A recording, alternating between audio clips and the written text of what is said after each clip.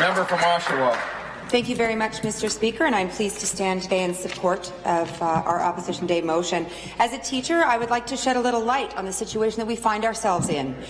We are on the verge of a new Liberal government-induced dark age. Literally, Mr. Speaker, our province is on the brink of a time that families and businesses won't actually be able to afford to keep their lights on. Just a bit of a history lesson, if I may. Just more than 100 years ago, Sir Adam Beck fought for public hydro. He was knighted because he championed affordable public power for the people. There's even a bronze statue in his memory not far from here. But perhaps this government is going to melt it down and sell it off to their friends too, because one-time sell-offs seem to be their new thing.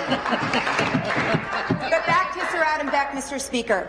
There are actually schools named in his honour, schools that soon might not be able to pay for their electricity, and like so many others might have to close when costs skyrocket and funding evaporates. I came to this legislature, Mr. Speaker, from a classroom, and I know how squeezed our schools already are. Hydro revenues, by the way, are used to fund education and health care. The Premier of this province and Leader of the Government of Ontario is actually undertaking to punch the lights out of the middle class and the business community, and to make sure that our struggling economy can now look forward to struggling in the dark.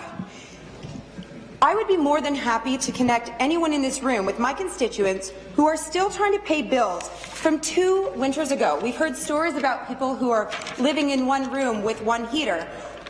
Those are some of my families in Oshawa. This plan is tearing apart our public power and our future.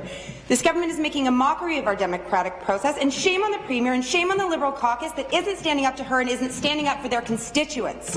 This is a historic turning point. The government is flipping a switch on opportunity and growth in this province and doggedly clinging to a wrong idea. She's determined to go down with this ship and take all of us along with her. Shame on this government. Thank you, Mr. Speaker.